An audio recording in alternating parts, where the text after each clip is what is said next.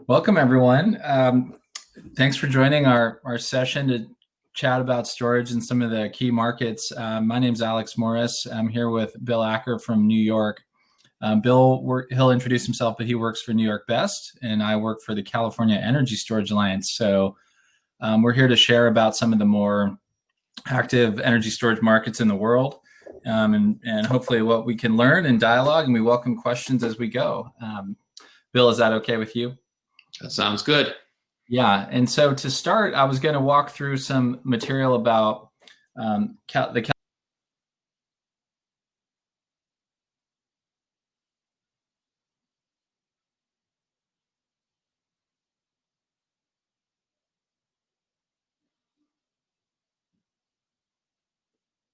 Hey, Bill.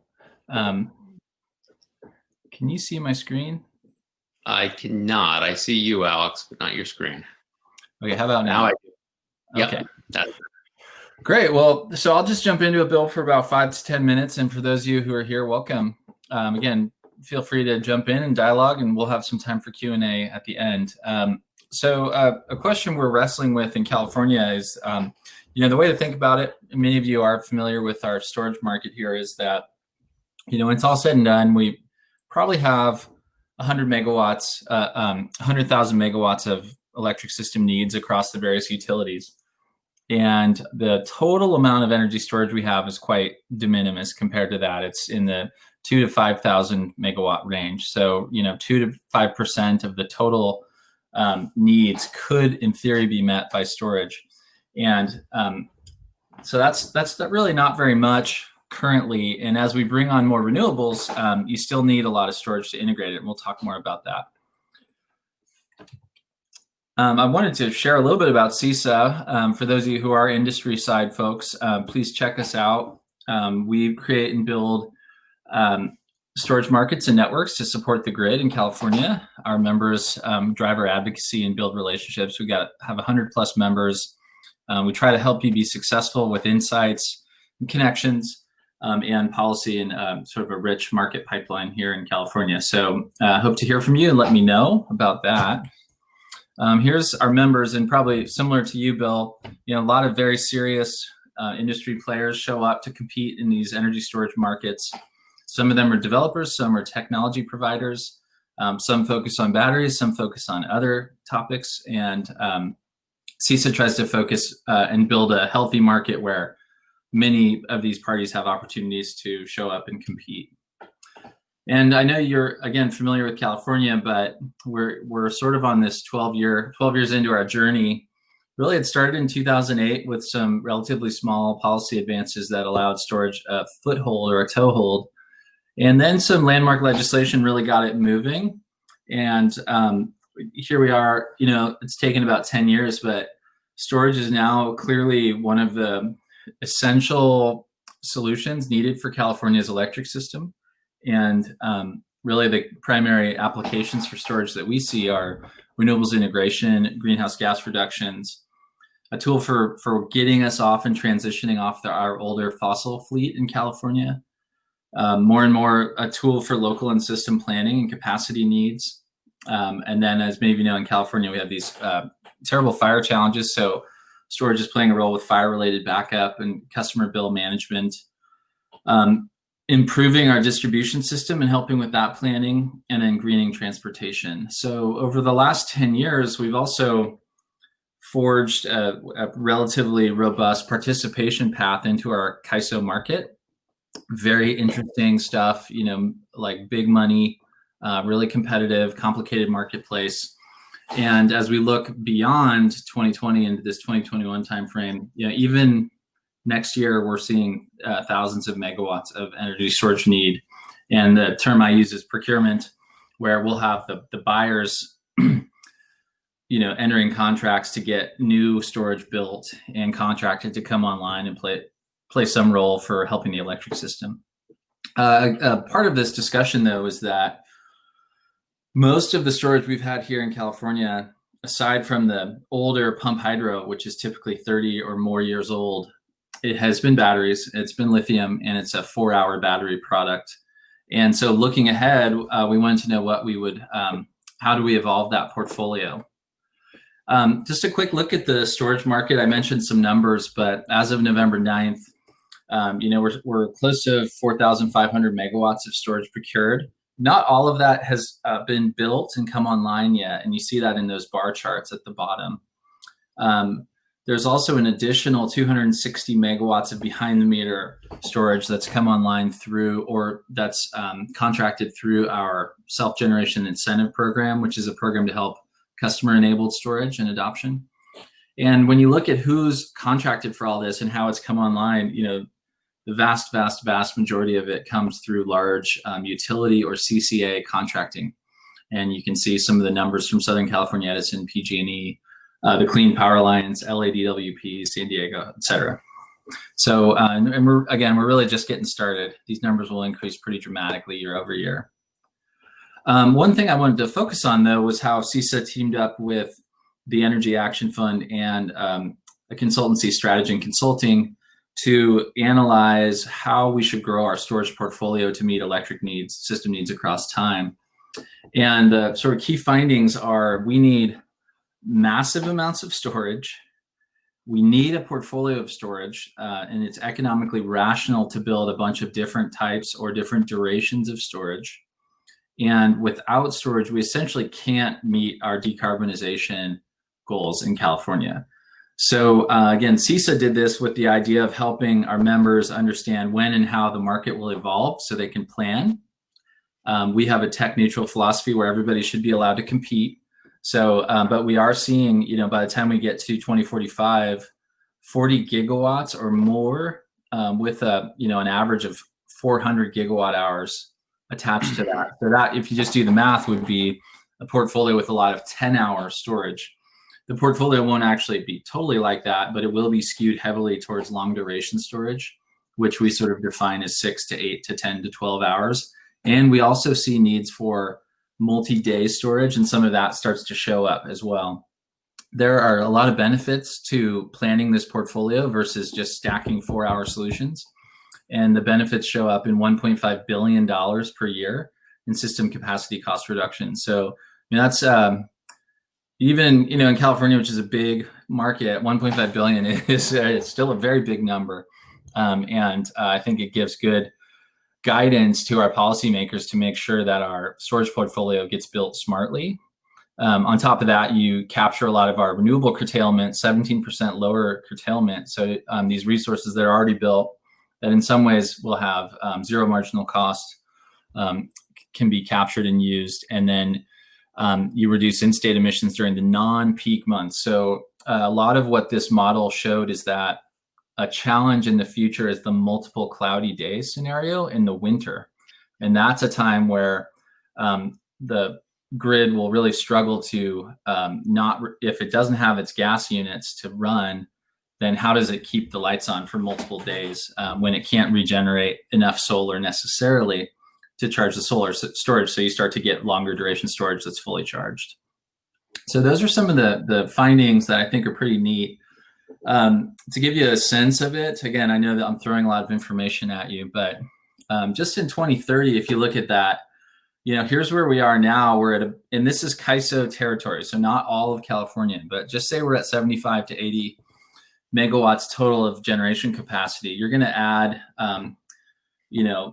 30,000 megawatts on top of that. And then to get beyond that, you're going to go very heavily into a solar and storage future with a lot of long duration storage.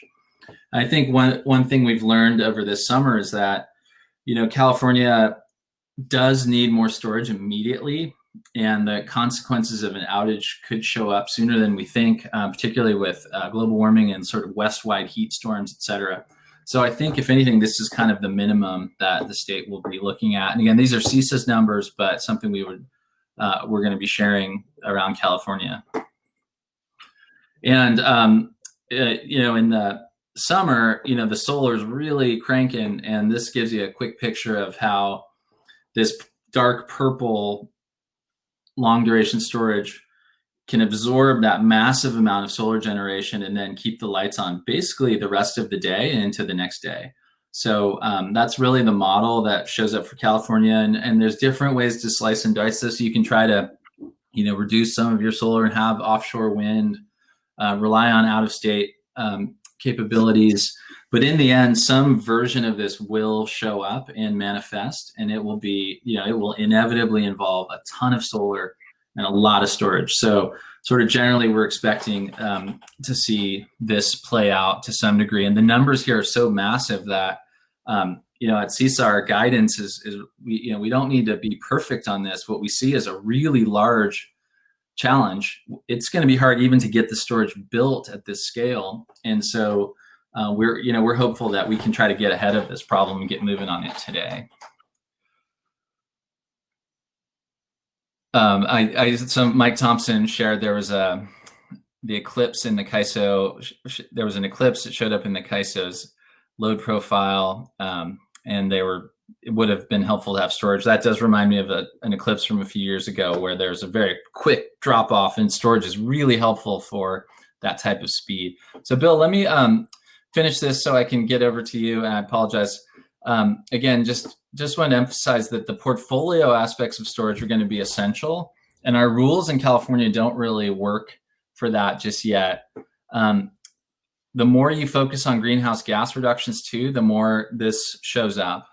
And so what comes next, obviously, for anyone who's not familiar with CISA, I would love for you to, and also for New York Best, to make sure you have a voice. Talk to us at CISA or Bill at New York, because you really do need these groups that are helping channel your voice to the right folks and representing you. That's one of the things CISA does. We're going to be focused a lot soon on California policies and planning to make sure their grid needs are met. Good examples, we have a 2,200 megawatt nuclear plant that's going to go offline soon that we basically haven't really finalized our plan for replacing that capacity. So a very massive scale of storage needs coming now. And then, another thing is that for the battery side of it, there's a lot of investment, and we do need to make sure that the business environment is viable. So, having fair balances of risk is something we're actively working on here. I welcome feedback on that, but we do want California to be a good business environment for the industry side. And so how do we shape that and structure those trade-offs effectively? It's something we're working on.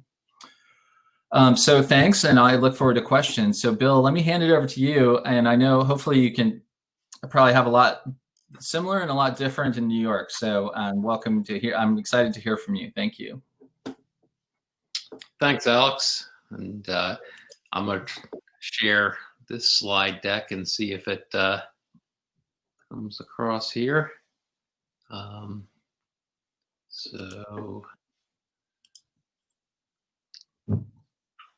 Okay. So the story in New York actually is rather similar to what Alex described. And let me just test, Alex, is the slide showing okay? It is. We see it. Yeah. Great. And so, I won't go over background of New York Best. Our organization functions in New York very similarly to CISA in California. We have about 150 members, and we're working really hard on driving the policy and the commercialization of storage in New York State. So as Alex said, it's very helpful to have your voices amplified by our organizations, and it's also very helpful for our organizations to have your voices. So we certainly encourage you to participate both with CISA and New York Best. I'll give you a quick overview of some of the activities in the market in New York State. Like California, New York State is one of the leading states in the climate and clean energy. We passed a law last year called the Climate Leadership and Community Act that has a legal requirement of 70% renewables by 2030 and a completely carbon-free grid by 2040. And that, of course, is a very, very tall order. We have been hard to establish storage markets. We're probably a few years behind California in those aspects. And I've been working very hard over the past 10 years. New York Best is now 10 years old. And really getting much more traction over the past few years. And in that area, New York State established a market acceleration bridge incentive that is driving a lot of the deployment in the distributed resources area. So behind the meter storage and a lot of PV storage at the scale of the megawatts so 1 to 5 megawatts types of PV storage installation on the distribution system. We're also seeing a fair number of non-wires alternatives for the utilities, and also beginning to start to see some utility procurements. But New York is very different from California in the bulk markets. We have a capacity market that, for good or bad, makes for how these procurements, like long duration storage, will occur. And we'll talk a little bit about that hopefully. The utility procurements are beginning. They kind of had a little bit of a false start last year in the fact that the contracting really wasn't very effective, and so they're making another round of procurements coming out soon. We do have a lot of bulk storage in our queue, but we have some challenges in the marketplace in that area. And I'll talk at the end a little bit about some exciting new opportunities in the bulk storage area in the state. I do want to spend a few minutes, though, talking about the future grid in New York. There's been a lot of discussion over this course of this conference on the need for storage in the future energy grids, and I don't need to talk about intermittency of renewables here. I do want to spend a moment on the limitations of incorporating grid. When you think about the grid of the future, when you think about our 2040 carbon-free grid, it's going from a generation perspective, it's going to look almost entirely different from the previous electricity grid. Certainly completely different from a grid 50 years ago, and almost completely different from a grid even 20 years ago.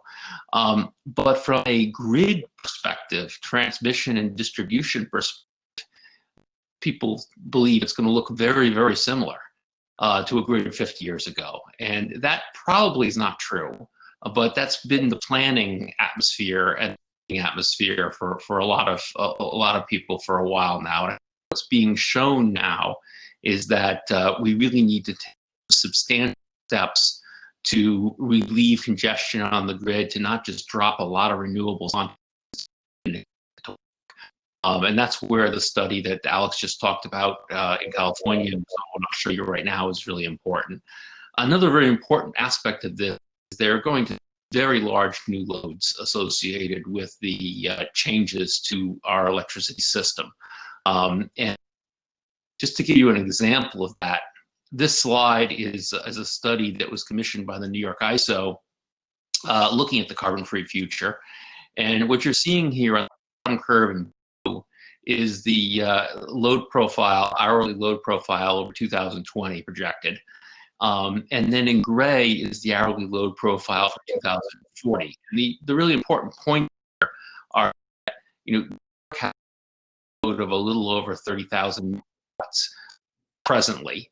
That load is going to jump in the summertime, and it peaks in the summer presently, and it'll jump to maybe 45,000, a little under 50,000 megawatts. So a pretty substantial uplift. Maybe more importantly, we're projecting to move to a winter peaking system because we're going to electrify much of our heat load for climate purposes, and that is going to drive a winter peaking system. We're also going to have a lot more EVs and a lot more beneficial electrification that's going to increase some variability in the load, and also gets to the analysis making about some of the challenges in the renewable generation wintertime particularly. So what we're seeing is a lot more variability, a lot higher, even before we start talking about the generation mix. The generation mix. This is from the same study. You're looking at transition from 2020 to 2040. What you're seeing here is more storage, similar story to what Alice was just telling you.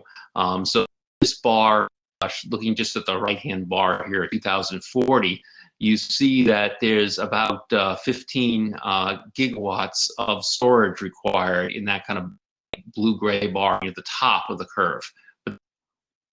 Because in this study, the storage was really looking at just types of storage, so 4-hour storage predominantly. And the long duration needs not into the storage category. They were lumped into a different category, the orange bar at the bottom of this graph. For study purposes, was assumed to be a zero emission renewable gas peaking system. which may not be the right answer going forward, and a lot of people believe it's not. But it shows you a magnitude of almost 30,000 megawatts of need around those longer duration assets that Alice was just talking about. So you're talking about substantial needs on the same line as was just discussed. And then, as was also mentioned, it's a multi-day issue. And this is actually from a different study, just of a high renewable system, but it's an easy graph to see for different peaks. And what you're looking at here, you can ignore all the other colors, but you just focus on the gray bars on the bottom, is how much fossil gas was still required to support a high renewable grid. And the bottom graph is high renewable generation for a week, and you need almost no fossil coverage. But the top graph is low renewable generation, and you see multi-days needs for some balancing asset. And in this case, it's fossil, but that could be long-duration storage and should be long-duration storage. We have a really critical need for flexible asset and storage that'll cover the fast time frames of the single-digit hours that what we have presently today, but a lot more of it. Flexible loads, we certainly should consider other things beyond storage. Electric vehicles will provide very important flexible loads, both in charging and potentially in discharge. And then, of course, the long duration storage we were just talking about, and a portfolio approach, aggregation and controls. So there are a lot of technical needs and development of products and commercialization of products that need to occur in this regard. I'm not a separate slide on this, but equally important are the market penetration aspects, how we actually can markets work with these devices, particularly for long duration storage. I really appreciated Colin Wessel's comments about some of the challenges of the business in long duration storage earlier today. That's exactly some of the things that we are working on in New York, drive a way to actually have a market that functions to be able to meet these gaps. I'll wrap up with a quick study, and Strategens has become a very go-to consulting firm in the energy storage field. So this is a study that we partnered with Strategen on for Long Island peaker replacements. And the reason why this is important is kind of the near-term next markets that are emerging. And Long Island has about 4,500 megawatts of peaking facilities. And we believe that, and the study shows that we replace about half of them in the next years with energy storage. So about 1,100 megawatts almost immediately, and then 2,300 megawatts just in Long Island by 2030. So we're driving hard to have those RFPs be driven by LIPA. This will achieve cost savings for customers and quite a bit of savings. So with that, I'll wrap up. I want to leave time for discussions, but I do believe that this is a really exciting time for the energy storage industry, and that with your and the technology being developed and the organizations and the changes to the marketplace to allow these markets to emerge, we can really successfully impact the future of the carbon-free grid. So thank you for listening to that, and let's get to some discussion. Let me see if I can exit out. So as Stacey mentions, feel free to type your question in, or you could click on the share audio and video button, and then you can join us and chat with us. So Bill, I have a question for you just to get started. So you guys have kind of everything. You have a really dense urban load. You have an aging fossil fleet. You have renewable and decarbonization goals. I think you have a rural-urban divide in politics a little bit. So if you were to sort of talk to everybody, the powers that be in New York, what would kind of be your number one suggestion for what would be smart for New Yorkers if they're going to decarbonize a fair bit over the next few years? What's a thought? So one is you hit upon it, Alice, with the age of peaker plants in the downstate regions of New York. New York The New York grid actually is almost a tale of two grids. It's the upstate grid is very high renewable, and the downstate grid is not very high renewable, and it relies on a lot of very aged peaker plants. There's a real opportunity to displace quickly over the next few years. And there are a number of catalysts for that. We have some new NOx regulations going in that restrict the output. That means they have to be upgraded, which is a cost that the customer shouldn't have to bear. And we have a number of other constraints. We also have a lot of offshore wind coming on off the coast of New York City and Long Island. And the integration of that on the grid is going to be very expensive if we don't have energy storage to mitigate that and actually to make more effective capacity out of the offshore wind. So we're driving hard to see the generation profile of that wind. Is it like a 24-hour a day, or is there a daily cadence to it that is somewhat predictable? There's a cadence to it. It frequently is a lot more at night than day, so it balances solar somewhat nicely most of the time, but not all the time, which gets the long duration storage. Is a cadence that needs to be addressed. And Con Ed believes that out of the 9,000 megawatts of offshore wind they expect to see, and put this in a little perspective, Con Ed's got a load of only a little over 11,000 megawatts. So you're seeing a lot of offshore wind perspective to load that they can only count from a capacity perspective of about 1,000 of it out of the 9,000.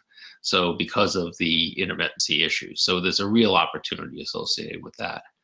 And in kind of asking questions, I'm really curious. I mean, there's a real big difference in California and New York in how we're going to do long duration storage and capacity. And we're navigating a capacity market which can be challenging with FERC rules and other things.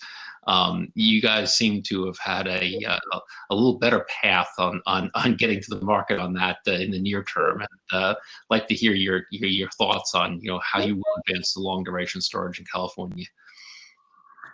Yeah, so in California, we have a few drivers for getting new stuff online. We have, similar to you guys in New York, I think we have like our own research programs that, and the federal government does too, to kind of get new stuff incubated. But then there's always that challenge of how do you evolve the rules.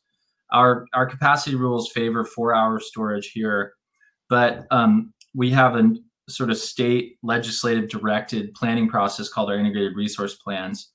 And the way our regulator works here is they basically say, hey, here's a study of what your needs are. So you go forth and come up with a plan, then, and you guys can control the plan. Do whatever you want to do. But then as a regulator, they say, but we get to look at your plan and make sure it actually keeps the lights on the way we expect. And if it doesn't, we have the right to direct some action to fix that or cure that. And so we have a lot of different load serving entities here that their customers want them to take that role of buying the right mix of power resources for them. And they're called the community choice aggregators in addition to our utilities. And so we've just had some good success where the CCAs have launched a 500 megawatt long duration procurement. And this is a big deal because up to this point, the load serving entities were only willing to buy 4-hour storage. But the nature of our IRP, which looks 10 years ahead, said, hey, there is a need for long duration storage. So here's how we're assigning it to the different load serving entities. And if you LSCs don't show up with it, we're going to have someone probably do something. Mm-hmm. And so the LSCs, the CCAs, to their credit, said, they said, we hear you. We're going to do a request for information to gather information, and then they've now launched an RFI an RFO to actually enter into contract. It's a little complicated because they're going to form a joint powers authority. Not all the CCAs have credit ratings yet. So there's all these issues to be worked out, and this kind of fits in this sort of viable business environment. Like who's willing to contract with them and how do you get financing if that's your counterparty? We're working on that. But I do think it was the sort of long, strong arm of the IRP is what made a difference here, Bill. Yeah. And I think in California, one of the major struggles is we have so many problems we're dealing with, so much we're trying to do that, we tend to only see problems at the last minute or really only get started on solutions at the last minute is probably a better way. And not to diminish the role of all of our regulators, they do a lot of work, but it is a challenge to focus on everything that needs to be focused on. And the IRP disciplines us to look ahead 10 years, and that's really helpful.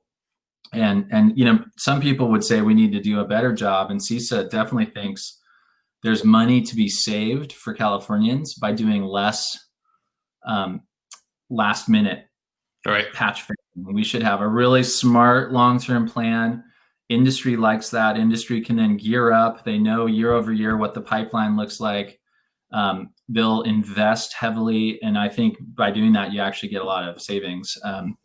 And we should look back at the renewable industry in California, where solar prices were really dropping, was when every year California would have multiple solar and renewable solicitations. And so those industries really beefed up their focus on California, because every year they knew, okay, I'll have another chance to sell some product. I'm going to plan for that. I'm going to gear up. If I can't sell it that year, I'm going to try and fix it and sell it the next year. And I think that was a time of good sort of industry development, which is what we want to see in we Yeah. Bill, I see a question. If I could comment one thing on that, Alex, I think we're, we kind of very much appreciate the success there. And one of the things that we're working on in New York is that the CLCPA has all of these goals, having the planning strategies behind getting there. And the state's actually recently opened a resource adequacy proceeding that could modify how we look at our resource adequacy going forward. So we're driving hard to actually emulate a few of those pieces, maybe not all those pieces, but I think there's some real good lessons learned there. So we appreciate that. So you were going to say, I think there's a question for you here about Lithium Valley, but maybe you want to touch on, and then you were going to say something here. Yeah, so the Lithium Valley proposal, there's a part of California, it's economically disadvantaged, has this potential to harvest lithium. I'm a big supporter of that. I think that, I work in some of the politics here in California too, and I think there is a concern that we want to make sure everybody's benefiting proportionally from clean energy efforts. And if California has a way to help develop in-state lithium harvesting in a way that synergizes with our, it's a great outcome. What's funny about it is that proposal comes up in the last few years, and I've talked to some folks who say and they seem to really know what they're talking about. They say this is a great idea. They almost think there's no state action needed for it. So I'm, as someone who works with industry, I'm like, well, why isn't it happening? Obviously, there's some issues. And so I'm really glad the state's taking on this Lithium Valley concept, because that'll bring the right focus so we can kind of wrestle through it. I have a question here from Mike Thompson about Highview. Highview is a CISA member, Mike. So Highview has a liquid air storage. And he also mentions Malta. So in CISA, we probably have about 20 cutting edge, maybe emerging tech, maybe established tech, long duration storage solutions, whether it's pump hydro, compressed liquid air, Energy Vault, which sort of uses gravity storage. Lockheed Martin just launched their GridStar flow battery. So there's a whole new array of technologies coming to bear on the long duration front. Malta is one of them. And, I'm excited. And in California, CISA tries to develop markets that fit the grid needs. That's kind of like maybe one of the first criteria. But we also try to develop healthy markets. And if we recognize that there's a benefit to portfolio, certainly in energy storage duration, but maybe also in terms of some reasonable amount of technology diversity, I think we'd be interested in that. Again, we think that's probably a really smart move for California. The silly way I'm thinking of it is, well, it's not silly, it's a serious way. We're about to spend, billions and billions of dollars. So when you're about to do that, even if you were doing that at home, you would naturally say, okay, I want to get a reasonable deal on this. I need to be cost mindful. And I think for a state as big as California with our electric system, we're still wrestling with that question of, is our technology toolkit developed enough? I think the Highviews of the world would say, well, maybe not. You need a bit more of us. You need to help us get a few clicks up the ladder in commercialization, so we're really ready to compete in prime time. And so we're working on that. We've looked at a few ways to do that. One of the key issues in California, though, has just been to start to understand the need for the portfolio of duration and then to build from there. So that's what's happening now, hopefully. I guess if I can kind of round that out, we have an organization in New York called NYSERDA, the New York State Energy Research and Development Authority, that we work very closely with to demonstrate and get first for early projects for various different technologies. And recently we've been working a lot more with the utilities in the state through another program to try to kind of smooth the pathway there. I mean, obviously there are a lot of challenges for the deployment of new technologies, even when they are as it was commented, even when they are using available commercial equipment. A lot of our energies do go to those directions with a couple of programs that we have with a number of the startup companies and a number of the companies bringing forward the new technology, including many. Actually, CISA and New York Best share a lot of members. I think we should probably share almost all members, because so those companies are also part of New York Best as well. So, or not all of them, but most of the message. Yeah, and I think the companies know these are exciting markets. They need to help support the development there, but also get the info. Hey, Julie, I wanted to hear. We had a question from Julie Blendon, who I think are you a board member here at New Energy Nexus? Hi, Julie. So a question for her, and it goes with Anthony's question. What's the logical timing for getting the first non-lithium few hundred megawatts online?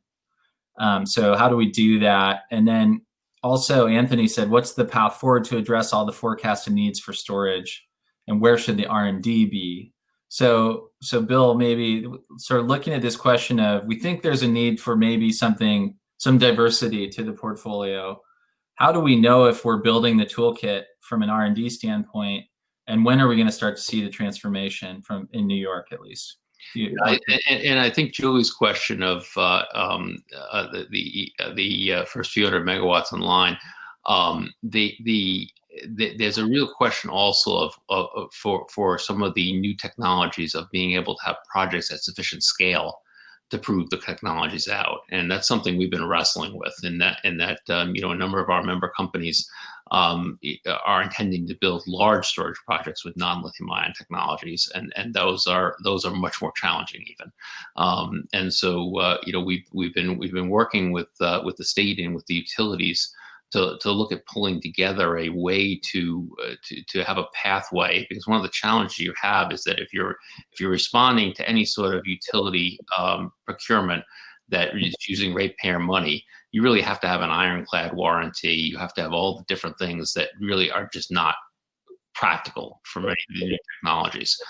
So we're trying to find a way to leverage some of the state research and development money to help create a situation where the non-lithium ion technologies can penetrate the market. The other thing that goes with that is making sure the market rules are available and fairly set. In a lot of cases, the market rules are structured in such a way that they may not compensate all the benefits that those technologies can give, particularly in the longer duration. So those are kind of two areas that we're pushing hard on right now. Yeah, and that fits a lot with what we've seen here. Our CEC does a lot of pilots on incubating what they think is needed, but then there's that commercialization gap. We looked at this problem. It's sort of interesting. We looked at it from an emerging tech group, and we looked, I understand the commercialization, insurance, financing challenges. There was some other low-hanging fruit that emerged from it, which is that just the timeline of an RFO.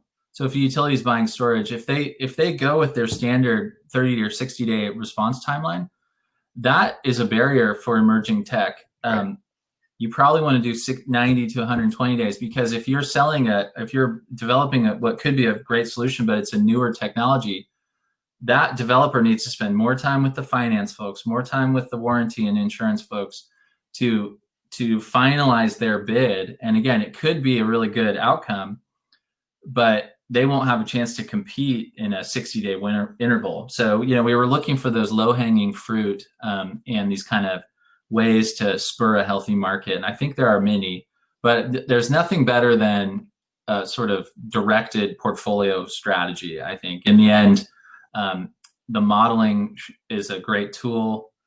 If you can develop a robust model, it can tell you what you need. And then you really want to say, is our market bringing the solutions we know we need? And if not, what do we change? And I think some forced element of diversity on the procurement could make a big difference.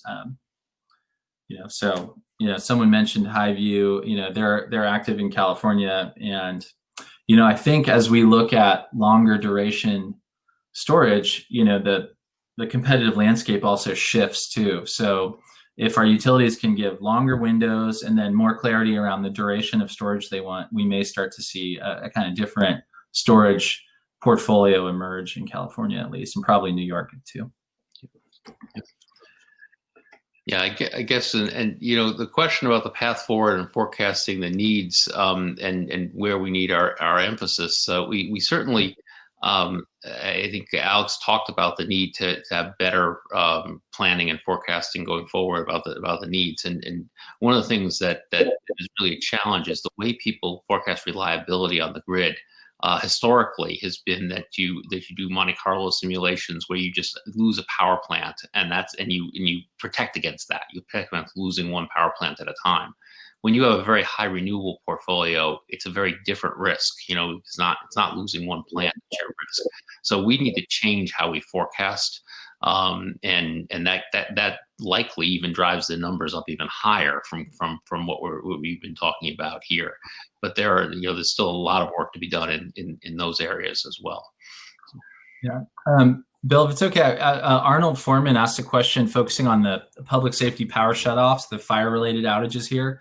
And, not in his case, Arnold, thanks for the question. He had 15 days the past 2 years of public safety power shutoffs. Many of those are probably consecutive, Arnold, which makes them extra difficult. Could ruin food in your refrigerator. You can't charge your EV. There's a lot of issues that start to build. And on top of that, in California, during a really nasty heat wave, we had multiple days of rolling blackouts. So our customers have had, Arnold says 2 to 4 days. Yikes. Okay. This is a huge problem. And for what it's worth, Arnold, we've as CISA, we do want to show up and help the state fix this as much as possible. There's literally hundreds of millions of dollars in storage being deployed to solve it, about 400 to 500 million for folks like you, but maybe not like you, because we're really trying to send that money to disadvantaged customers in particular. And there's a couple criteria for how we're doing that. And I think one of the challenges is that in some cases, there's a lot of judgment that goes into this. So for instance, if you had a 2-hour battery that could charge from some solar on site, maybe you could have ended up keeping your refrigerator cold and having enough energy at your house for to sort of survive a 4-day period. A lot of the electric system planning doesn't work in that kind of 80-20 way. They're sort of oriented to say we need to solve reliability. So one of the problems we've been seeing in PSPS solutions is this desire to have a 4-day storage system or something like that. Now that could be great if we have it economically, but we currently don't. And so we see in California this tendency towards picking up diesel generators, which is like completely backwards with what California's goals are. And also those diesel generators can have fire risks and other things. So this is an ongoing issue we're working on. We've basically depleted the $400 to $500 million that I mentioned. And so I think the state is now, that was the quickest tool they had in their toolkit for rolling out help. And now they're looking at, well, what's next? And I think there is an eagerness to have PG&E in particular tune its outages so it's not quite so severe. And once we have less severe ones, we can maybe have more precise small storage solutions to help people get through it. Unless you're really like a medical baseline customer where they really want to know ahead of time, get you a robust solution, or literally send a van out to pick you up and move you where you need to be. So I'm sorry if it's been hard and I don't have a clear next policy step, but I'm sure it will come up in the legislative session. And it's also active in the California microgrid proceeding, which is active right now. And so there's a lot of reasons why they're working on it. And if you need, if you have friends who want storage companies to come out, just let me know. You know, they'll come out and help. Yeah. And I think, Alex, we're actually over time slightly, Okay. so I think we're supposed to wrap up now. Okay. Unless I'm mistaken, but I believe it was supposed to be 3:15 end on this one. So I want to thank everyone for their questions, and we enjoyed having the conversation. Yes, thanks everyone. And Bill, it's good to see you. Thanks, it's fun. Okay. Yeah. Thanks, Alex. Take care, everyone.